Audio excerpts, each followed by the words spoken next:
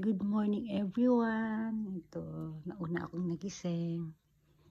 Yung mga babies ko tulog pa. Ay, si Kane na lang pala ang tulog. Si Brandy, nakabantay lang eh. Inaantay niyang magising si Kane. Ganyan siya. Oh, sige, tulog ka pa Brandy. Tinan mo nga, inaantok pa yan. Oh, yung mata niya. Oh, pupungay-pungay pa. Oh.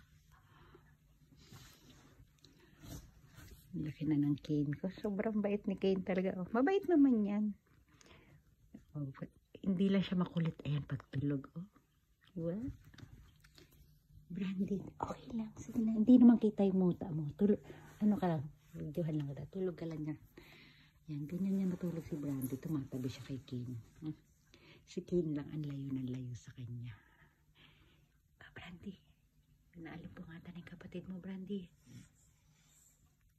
Nak,